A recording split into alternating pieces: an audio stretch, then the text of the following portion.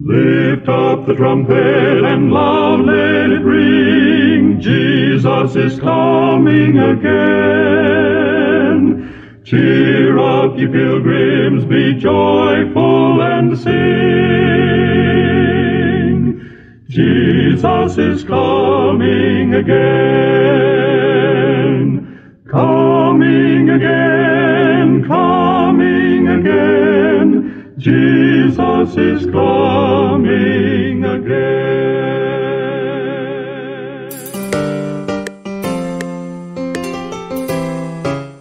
Za a yi batun kulun Yehova. Nyua bile lemen fuban. Anyua bon kumbani zambe.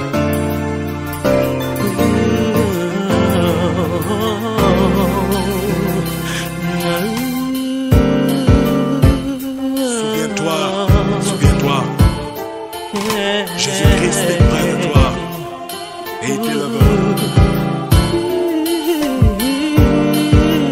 Tonton Shadrach, Kouronti, souviens-toi.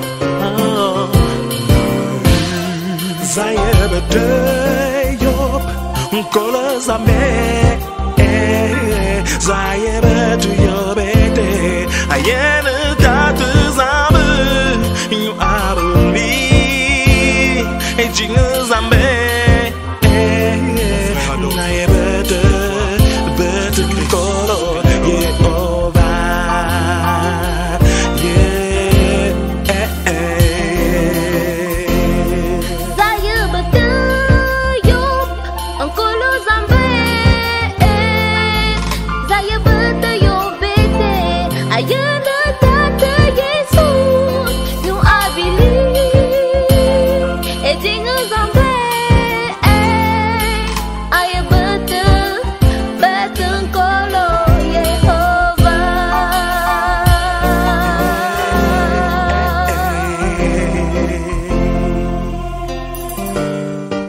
L'Éternel est mon berger.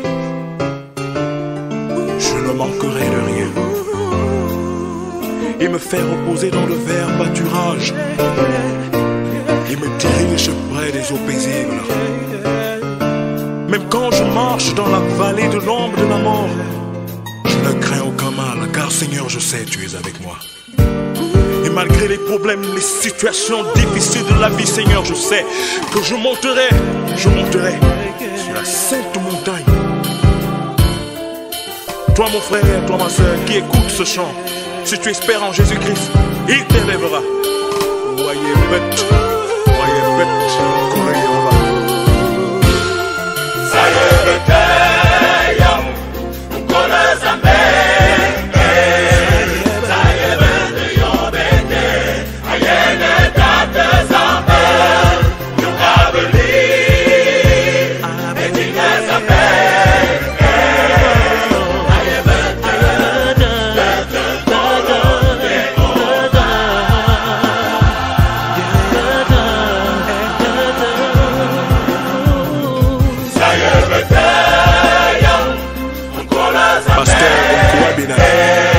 Souviens-toi, Dieu t'élèvera.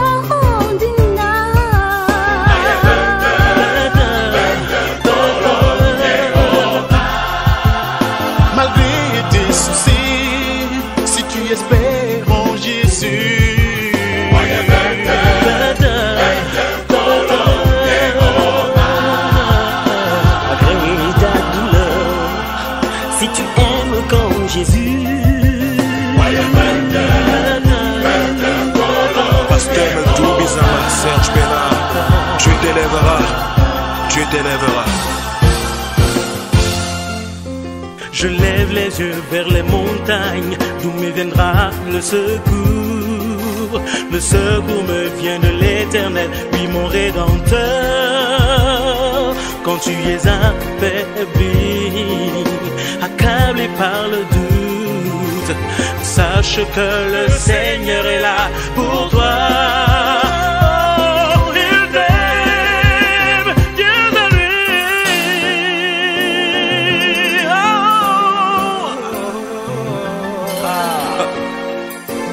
Jean-Claude Nkour, c'est mon nom.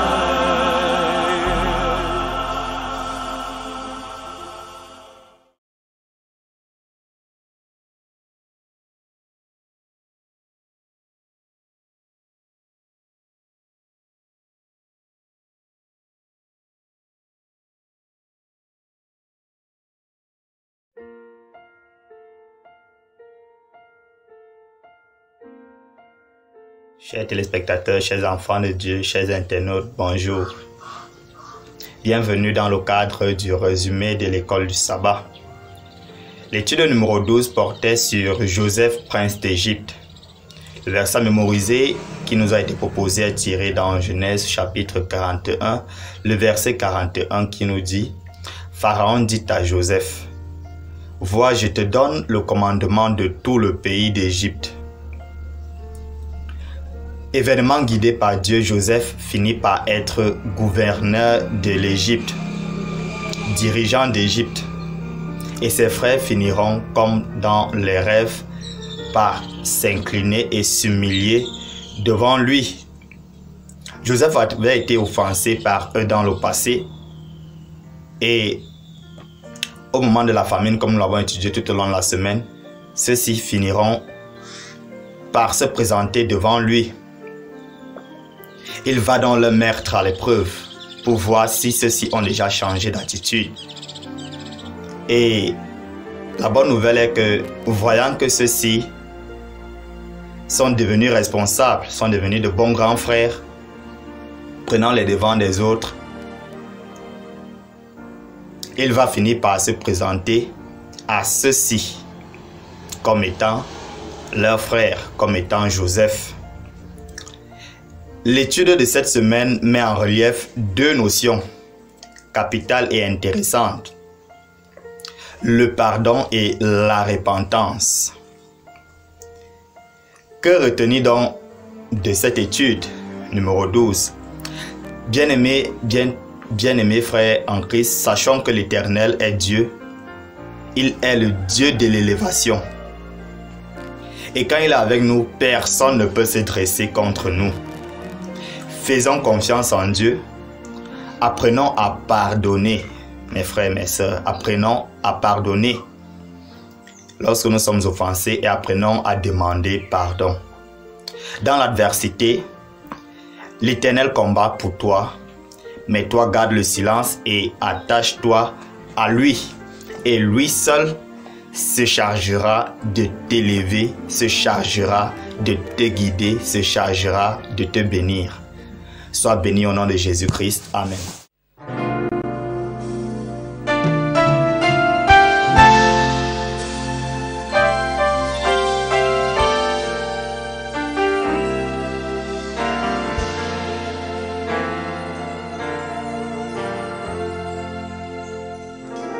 Je voudrais te remercier pour tout ce que tu as mis en moi. Chose non méritée que tu fis par amour pour moi. La voix de milliers d'anges ne saurait exprimer ma louange.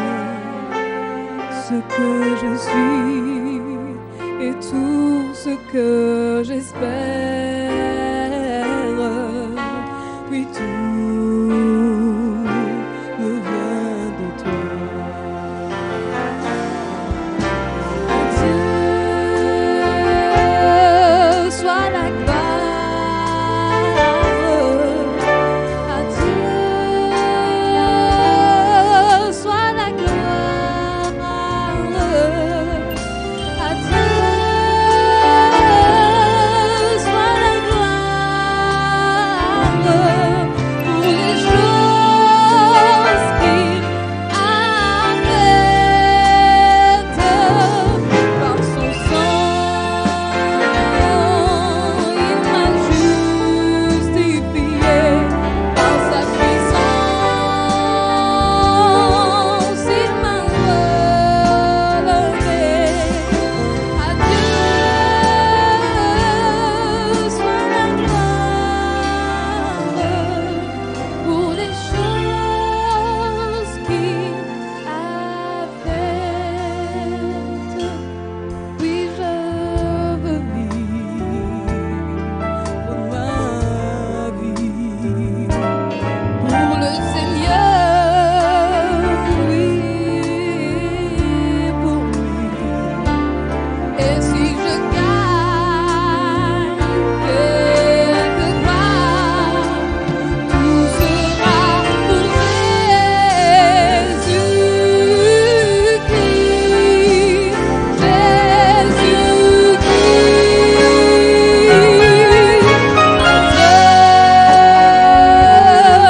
Soit la gloire, à Dieu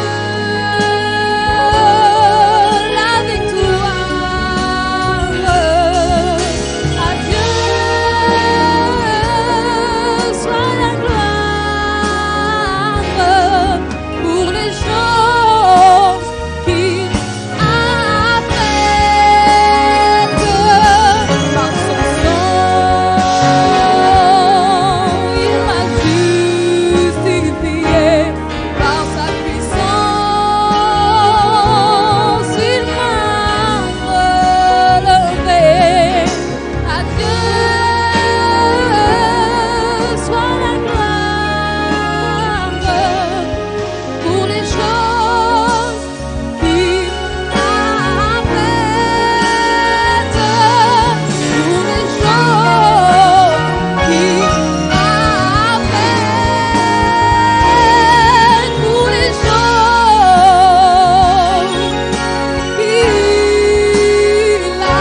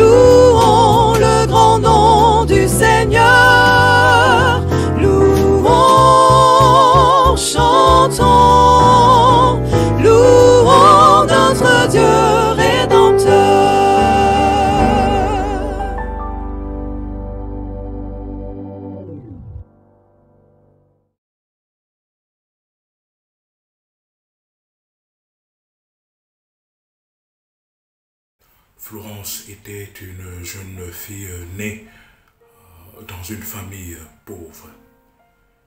Une famille qui avait de la peine à manger 3 fois par jour. Et une famille de 7 enfants.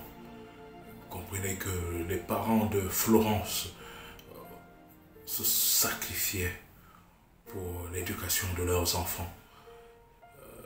Et quand ils pouvaient manger 2 fois par jour, c'était déjà bien.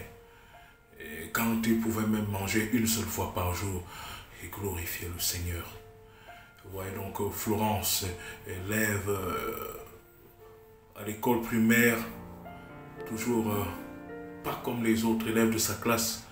Elle n'avait pas les moyens comme les autres de sa classe. Elle n'avait pas les habits, elle n'avait pas tous les cahiers. Et parfois, même si ses parents pouvaient acheter 1 ou 2 livres, c'était déjà beaucoup. Mais Florence ne perdait pas espoir. Elle était du genre que même si elle n'a pas de livres, même si elle n'a pas assez de cahiers, elle allait auprès de ses camarades de classe pour demander ou prêter le livre afin de lire et de comprendre ce qu'elle n'a pas compris en classe. Et c'est ainsi donc que Florence évoluait. Elle entre en 6e, elle entre en 5e, elle entre en 4e, elle arrive en classe de 3e. Vous savez, en classe de 3e, on commence déjà à être un peu grand. On commence déjà à comprendre que nous sommes importants et nous pouvons faire des choses. Nous pouvons jouer la vie, comme vous le savez. Mais Florence ne pouvait pas se permettre ce luxe parce qu'elle était d'une famille pauvre. Et alors que ses camarades de classe se moquaient d'elle, parce qu'elle était toujours que le genre, après les classes, elle rentre à la maison. Et même pendant le week-end, elle n'avait pas le luxe d'aller se balader, d'aller dans les boîtes de nuit, d'aller faire des voyages, non. Et pendant les vacances, elle rentre au village pour aller aider ses parents à faire des plantations. Et ces plantations, ces champs qui étaient pour permettre à ce que ses parents puissent payer ses études pendant l'année scolaire. C'est ainsi donc que Florence a grandi dans une pauvreté, mais elle ne perdait pas espoir. Elle ne perdait pas espoir. Elle était patiente. Elle était persévérante. Elle savait qu'elle n'avait pas le privilège des autres et se contentait donc du peu qu'elle avait. Et Dieu permet donc qu'elle puisse obtenir son BPC et elle entre en seconde, elle va en classe de première. Dieu permet qu'elle puisse avoir le probatoire et l'année de classe de terminale. Elle perd ses 2 parents. Elle perd ses 2 parents qui sont morts de suite d'un accident de circulation. Et voici donc Florence qui est devenue subitement orpheline de père et de mère, perdant le soutien financier qu'elle avait, le soutien psychologique qu'elle avait, le soutien spirituel qu'elle avait. Ces personnes qui étaient les premières à l'encourager à ne pas se décourager à cause de son rang social, à cause des choses qu'elle n'a pas, que les autres filles de son âge ont. Mais ses parents lui montraient toujours qu'il faut étudier, ma fille. Il faut étudier. Mets ta tête à l'école. C'est l'école qui va t'ouvrir les portes demain. Et Florence vivait donc dans cette vie de minimum, de strict minimum. Et voici donc, étant en classe de première, Florence, en classe terminale, autant pour moi, Florence se prive des plaisirs de ses camarades de classe. Elle devient donc le sujet de moquerie de ses camarades de classe. Celle-ci, tu es une villageoise, tu es une villageoise, tu es même en classe de terminale, Florence, quand même. Il faut quand même t'amuser un peu, hein, et cherche à, il y a même des gars qui, tu es quand même une belle fille, mais tu te dis parce que tu n'as pas de les huiles, mais quand même il y a des gars qui sont intéressés quand même. Florence, il faut jouer la vie comme nous autres, ça va aller, allons-y en balade. Mais Florence ne pouvait pas, même si elle voulait, elle n'avait pas les moyens, et elle ne voulait donc plus aussi vendre son corps pour avoir certains avantages. On l'appelait dans sa salle de classe la sœur Florence, c'est-à-dire une sœur catholique qui a décidé de ne pas s'épanouir selon la vie de ce monde. On l'appelait déjà en classe de terminale la sœur. Et vous voyez, ça faisait mal. Parce que dans cet âge-là, on est beaucoup plus rapproché des camarades de classe, des gens qui ont nos âges.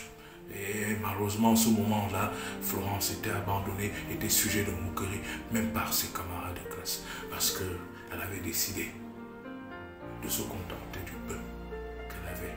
Malgré la mort de ses parents, elle se battait, continuait à aller au champ pour y vendre le manioc, pour vendre le plantain.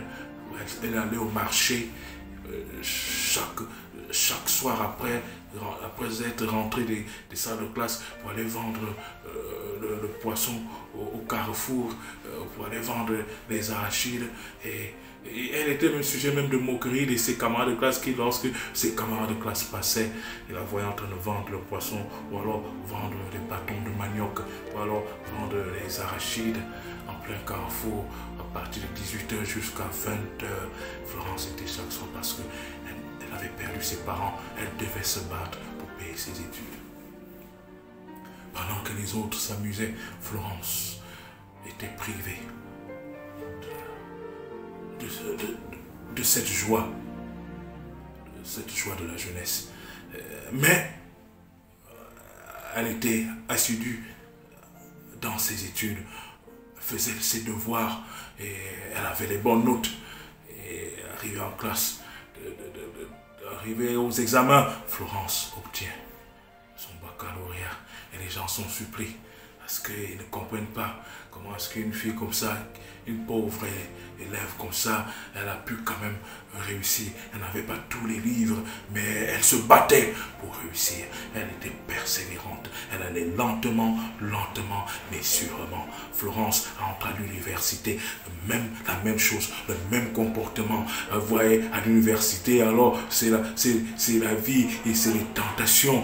C'est les beaux garçons qui sont là, les garçons qui ont l'argent, tout ceci, les étudiants qui ont l'argent, les étudiantes qui ont l'argent. Mais Florence était pauvre. Elle se battait pendant les vacances, les grandes vacances, pour faire des plantations, des champs, afin d'avoir au moins 100 000 francs, qu'elle pouvait payer 50 000 francs à l'université, l'autre 20 000 francs. Elle se bat pour acheter les cahiers et tout autres. Et puis pendant l'année scolaire, elle se battait pour l'argent de ration. Et c'est ainsi que Florence a mené sa vie d'étudiante. Démunie de la majorité des privilèges. Mais elle n'était pas bien habillée, pauvrement habillée, simplement habillée. Elle n'allait pas dans ces ambiances, elle ne pouvait même pas, alors que ses camarades de classe étaient dans des chaussures de 80 000, des chaussures de 200 000, des habits de 80 000, des habits de 100 000, des perruques de 150 000, des greffes de 200 000. Mais Florence ne pouvait pas se permettre ce luxe parce qu'elle n'en avait pas. Elle allait doucement. Elle était persévérante. Elle se souvenait du conseil de ses parents. Ma fille, c'est l'école qui t'ouvrira les portes. Sois patiente. Même si tu vas lentement, mais va sûrement. N'entre pas dans cette histoire de être être riche et mourir jeune. Non, Florence, persévère. Vas-y lentement, comme une tortue. Vas-y doucement, comme la tortue. La tortue va doucement, mais elle va sûrement. La tortue va doucement, mais elle va sûrement. Et un jour, tu arriveras. C'est ainsi que Florence a mené sa vie. Jusqu'à l'obtention de sa licence. Jusqu'à l'obtention de son master. Elle s'est battue toute seule par la grâce de Dieu. Jusqu'à l'obtention de son doctorat. Et voici Florence, titulaire d'un doctorat agrégé en mathématiques, intelligente. Et vous voyez, et lorsqu'elle obtient tous ces diplômes, elle devient docteur en mathématiques. Et c'est à ce moment-là que les portes des entreprises s'ouvrent, les portes des grandes structures s'ouvrent. Et on voit cette jeune femme très intelligente, mais on ne pouvait même pas savoir qu'elle était pauvre, puisqu'on voit seulement les résultats. On voit seulement les bons résultats. Et Florence finit finalement par être engagée dans une grande entreprise d'État. Et quand elle est donc engagée, elle se met à travailler, elle évolue rapidement, elle gravit les échelons, et elle est excellente, et elle est humble, elle est honnête et sincère. Florence finit par devenir même chef de cette entreprise parapublique. Et lorsque elle se balade dans sa Prado, elle rencontre certains de ses camarades du lycée, certains de ses camarades de l'université qui avaient raté la vie parce qu'elle avait à l'université, ayant joué la vie, d'autres sont tombés enceintes, n'ont pas pu continuer à l'école, d'autres ont abandonné parce que ça n'allait plus tard, les mauvaises notes en classe. Vous voyez, ceux qui se moquaient au départ de Florence étaient ceux-là qui étaient étonnés de voir Florence rouler dans une grande Prado, Florence être directrice d'une grande entreprise d'État parapublic, Florence qui demeurait humble, appréciée par même ses employés. Florence, la dernière qui devint première. Elle allait doucement comme une tortue, mais sûrement. Alléluia. C'est l'histoire de Florence.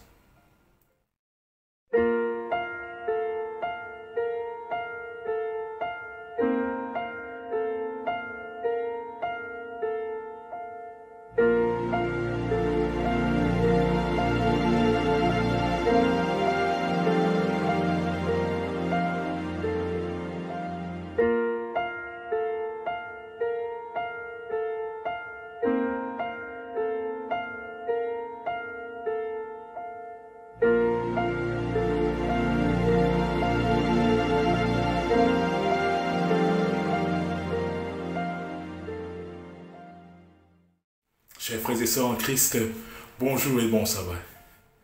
Je suis le pasteur Jean-Claude Nkou, résident à Manille, aux Philippines. C'est un privilège pour moi de vous souhaiter une cordiale bienvenue à votre émission Espérance et vie. Le titre du sermon est Le secret de la force et du succès des vrais tortues ninja. Vous avez écouté l'histoire très passionnée de Florence, une jeune fille née dans une famille très pauvre et qui a grandi dans la pauvreté, mais qui a persévéré, qui a été patiente, qui ne s'est pas allée qui ne s'est pas donnée à la facilité de la vie, qui a accepté la douleur, qui a accepté la souffrance, mais elle savait qu'à travers la souffrance, un jour Dieu allait lui ouvrir les portes. Elle ne s'est pas vendue, elle n'a pas vendu son corps, elle ne s'est pas fait corrompre. Florence a accepté les moqueries, les humiliations. Mais dans ce parcours de douleur et de difficultés, Dieu permettait qu'elle puisse avancer, progresser malgré tout, malgré la java, malgré les moqueries, malgré les critiques de ses camarades. Florence ne se décourageait pas. Le secret de la force et du succès des vrais tortues ninja. Vous savez, le film, le dessin animé, les films de Tortue Ninja, c'est Tortues qui sont des super-héros. Mais on montre au départ que c'est la tortue, la nature de la tortue, c'est quoi? La tortue est lente. Elle marche doucement. Elle marche lentement. Mais elle va sûrement vers sa destination sans se faire décourager. Et lorsque nous ouvrons la Bible dans Romains chapitre 12, verset 12, Romains chapitre 12, verset 12, il est écrit: réjouissez-vous en espérance, soyez patients dans l'affliction, persévérez dans la prière. Est-ce que beaucoup vous entendez, n'est-ce pas? Je reprends. Réjouissez-vous en espérance, soyez patients dans l'affliction, persévérez dans la prière. Alléluia. C'était ça, le leitmotiv de Florence. Lente, avancer lentement, mener une vie, pas de rapidité, d'ambiance, mais une vie progressive, lentement. Comme on dit souvent, petit à petit, l'oiseau fait son lit. Le secret de la force et du succès des vraies tortues ninja. Florence est une vraie tortue ninja. Une qui allait lentement, mais sûrement, pour arriver à destination et accomplir ses plus grands rêves. Car la fin d'une chose vaut mieux que son commencement, dit la Bible. Lorsque nous ouvrons la Bible dans Romains chapitre 8, versets 24 à 25, Romains chapitre 8, versets 24 à 25, il est écrit: car c'est en espérance que nous sommes sauvés. C'est quoi? En espérance que nous sommes sauvés. Or, l'espérance qu'on voit n'est plus espérance. Ce qu'on voit, peut-on l'espérer encore? Mais si nous espérons ce que nous ne voyons pas, nous l'attendons avec persévérance. Alléluia. Mais si nous espérons ce que nous ne voyons pas, nous l'attendons avec quoi? Persévérance. Ma soeur, ne vois-tu pas encore le succès? Persévère. Mon frère, ne vois-tu pas encore le bout du tunnel? Persévère. Ma soeur, ne vois-tu pas encore la guérison? Persévère. Mon frère, ne trouves-tu pas encore un emploi? Persévère. Mon frère, n'as-tu pas encore obtenu le diplôme de tes rêves? Persévère, étudie, persévère. Ma soeur, es-tu toujours à la recherche de l'homme de ta vie? Persévère, patiente. La persévérance, on espère en ce qu'on ne voit pas. On n'espère pas en ce qu'on voit. Ça veut donc dire qu'on espère en l'impossible. L'espérance, c'est en l'impossible. Ce qui n'est pas encore concret, ce qui n'est pas encore là devant nous, ce qui n'est pas encore arrivé, nous espérons. Et c'est ça que Romains chapitre 8, verset 24 à 25 dit. Car c'est en espérance que nous sommes sauvés. Or, l'espérance qu'on voit n'est plus espérance. Ce qu'on voit, peut-être, peut-on l'espérer encore. Mais si nous espérons ce que nous ne voyons pas, nous l'attendons avec persévérance. Alléluia. Malheureusement, beaucoup tombent dans le piège de Satan et des démoniaques. Une vie facile, on veut tout maintenant. On veut le succès maintenant. On veut l'argent maintenant. On veut le diplôme maintenant. On veut tout le bonheur maintenant. Beaucoup veulent maintenant. Mais comment peut-on planter un grain de maïs et vouloir que le maïs le même jour pousse et produise quoi? Une plante de maïs. Comment veux-tu maintenant planter la semence d'arachide et vouloir que l'arachide pousse et te donne d'autres graines d'arachide? C'est impossible. Il faut la persévérance, la patience, savoir attendre, savoir patienter.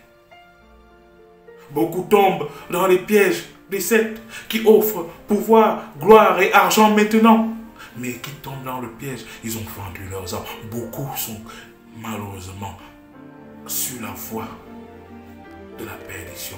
Ils ont vendu leurs âmes parce qu'ils n'ont pas su patienter, ils n'ont pas su persévérer. Beaucoup sont dans des situations difficiles parce qu'ils n'ont pas été patients. La patience est l'un des secrets des tortues. La persévérance est l'un des secrets à succès des tortues. Et les vrais tortues ninja qui sont parmi nous, les hommes, les femmes qui savent patienter, qui savent supporter, qui savent espérer en l'impossible, en l'accomplissement de l'impossible. Ils vont doucement, mais ils vont sûrement. Mon frère, va doucement, va sûrement. Ne saute pas les étapes, patiente et Dieu t'élèvera. Dieu te bénira, ma soeur. Ne saute pas les étapes, ne sois pas pressé, ce mariage viendra, ne va pas de gauche à droite en cherchant le mariage, en vendant ton corps, non, patiente dignement, l'Éternel te bénira, patiente dans la persévérance et la prière, l'Éternel te bénira, ne saute pas les étapes mon frère, ne saute pas les étapes ma soeur, élève, étudiant, ne sautez pas les étapes, ne trichez pas, soyez patient, la persévérance paye. C'est là le secret de la force et du succès des vrais tortues ninja. Les tortues ninja sont des héros et pour devenir un héros, il faut la patience, il faut de la persévérance, il faut l'honnêteté, il faut l'amour. On ne peut pas être patient si on n'a pas de l'amour. Et le secret pour un enfant de Dieu qui veut réussir, c'est la crainte de Dieu. Quand on craint Dieu, on ne va pas se mettre à faire des choses qui déshonorent Dieu. On ne va pas se mettre à faire des choses, sauter des étapes, prendre le chemin de la corruption, prendre le chemin de la malhonnêteté pour atteindre son objectif. Non, la joie est éphémère, mais le trou de la mort vous attend. Les enfants de Dieu sont patients, persévérants, comme Florence. Alléluia. Lorsque nous ouvrons nos Bibles dans Psaume chapitre 37, verset 7, il est écrit: garde le silence devant l'Éternel et espère en lui. Ne t'irrite pas contre celui qui réussit dans ses voies. Vous comprenez? Ne t'irrite pas contre celui qui réussit dans ses voies. Garde le silence devant l'Éternel. C'est l'une des choses. La convoitise. Tu vois une personne aller vite, et atteindre un certain niveau. Et tu regardes, tu te mets à convoiter. Tu sais qu'il a fait comment, qu'elle a fait comment pour arriver là. Et toi aussi, tu te mets aussi à vouloir aller vite. Et tu te fais brûler. Tu tombes dans le piège. Soyons patients. Que ceux qui réussissent, gloire à Dieu.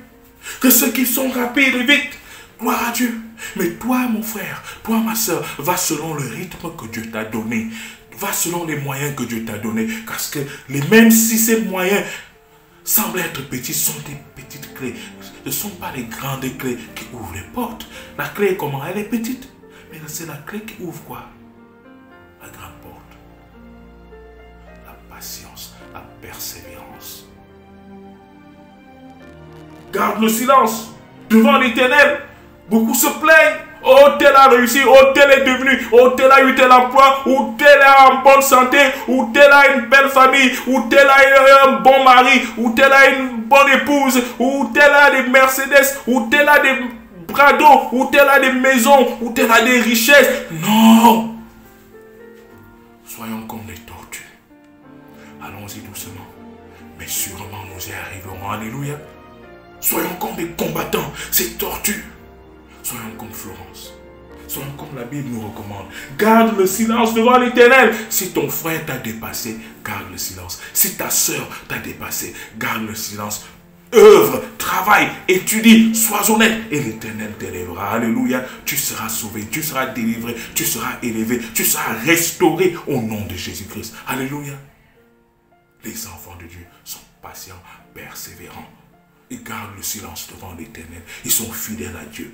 Ils sont satisfaits du peu que Dieu leur donne. D'ailleurs, ce que Dieu donne n'est pas peu. C'est une petite clé qui ouvre les grandes portes. Alléluia. Le secret de la force et du succès des vrais tortues ninja. Garde le silence devant l'Éternel et espère en lui. Ne t'irrite pas contre celui qui réussit dans ses voies. Ne t'irrite pas contre l'homme qui vient à bout de ses mauvais desseins. Alléluia. Mon frère, ma soeur, es-tu dans le désespoir parce que rien ne marche dans ta vie?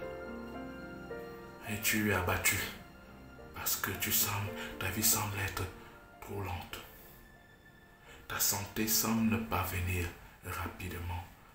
Tu es toujours malade et tu as perdu espoir, tu es en train de perdre espoir parce que tu as l'impression que tu vas mourir, qu'il n'y a point de guérison. Garde l'espoir. Espère en Christ. Espère en Christ. Invoque le Saint-Esprit. Demeure dans l'espérance et l'Éternel agira. Mon frère, ma soeur, sens-tu que rien ne tourne dans ta vie? Sens-tu que tu te noies dans le péché? Tu veux abandonner ce péché, mais tu ne parviens pas. Alors tu veux jeter. Tu veux jeter tout à terre et abandonner et continuer à vivre dans ce péché. Parce que tu as essayé à ton niveau, ça ne marche pas. Garde espoir, persévère. Petit à petit, l'oiseau fait son nid. Progressivement, tu vas grandir dans l'échelon de quoi? De la sanctification, de l'élévation, de la restauration. L'Éternel Dieu te dit aujourd'hui de persévérer. Et tu seras, ma soeur, une héroïne. Et tu seras, mon frère, un héros. Dieu t'élèvera. Il récompensera ta patience, comme il a récompensé Florence. Lente comme une tortue. Sujet de moquerie. Si les gens se moquent de la marche des tortues, une marche lente, et se disent, est-ce que cette tortue va arriver? Mais la tortue sait, elle va à son rythme, et elle est sûre, elle va lentement, mais elle arrivera. Vas-y lentement. Vas-y selon le rythme que Dieu t'a donné. S'il y a d'autres qui sont rapides, gloire à Dieu. S'il y a d'autres qui sont rapides dans la guérison, gloire à Dieu. S'il y a d'autres qui sont rapides dans le succès de la vie, gloire à Dieu. S'il y a d'autres qui sont rapides dans le positionnement, dans la société, gloire à Dieu. Mais toi, ne saute pas les étapes. Va selon le rythme que Dieu t'a donné et il t'ouvrira les portes. Il t'ouvrira cette petite clé qui ouvrira les grandes portes. Pour toi, ma soeur. Pour toi, mon frère. Au nom de Jésus-Christ. Lift up the trumpet and loud let it ring. Jesus is coming again. Cheer up, ye pilgrims, be joyful and sing. Jesus is coming again. Coming again, coming again. Jesus is coming.